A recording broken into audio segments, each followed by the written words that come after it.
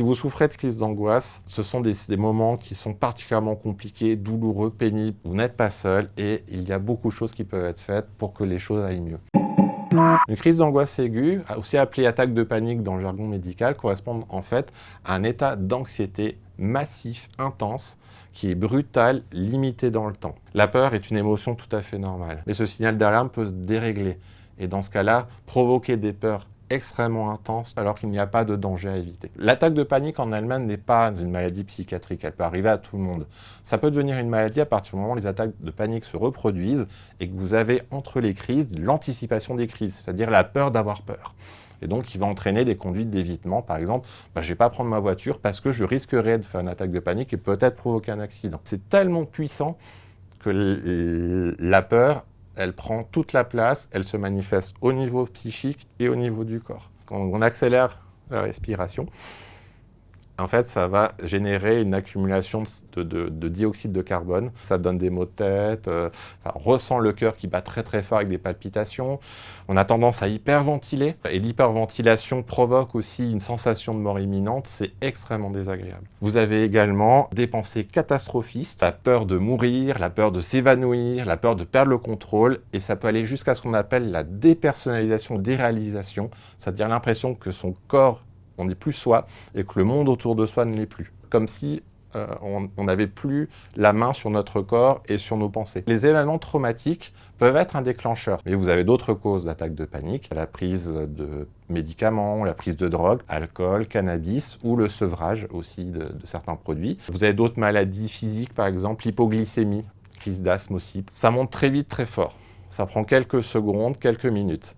Et ça va atterrir sur un palier non dépassable, et au bout d'un moment, ça finit toujours par céder.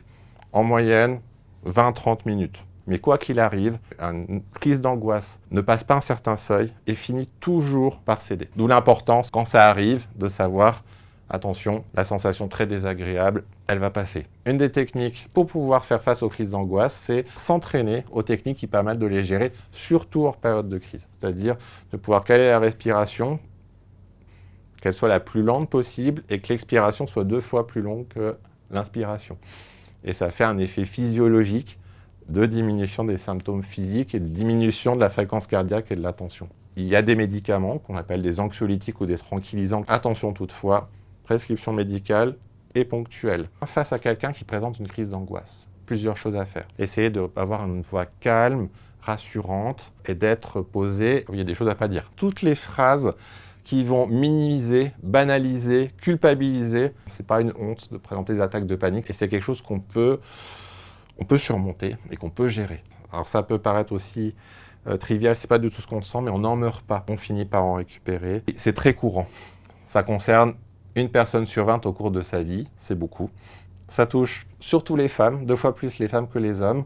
Et on a un pic de fréquence chez l'adolescent et le début de l'âge adulte. On ne peut pas garantir qu'il n'en aura plus jamais. Par contre, ce qu'on peut acquérir en travaillant les techniques, c'est que ce soit le moins présent possible, le moins gênant possible. Et ça, déjà, c'est une énorme victoire. Si vous souffrez de crise d'angoisse, ce sont des moments qui sont particulièrement compliqués, douloureux, pénibles. Des solutions existent. Il y a moyen de faire en sorte qu'ils soient moins présentes, moins gênantes et retrouver une vie satisfaisante. Je ne peux que vous conseiller d'aller consulter, vous ne serez pas jugé, vous n'êtes pas seul et il y a beaucoup de choses qui peuvent être faites pour que les choses aillent mieux.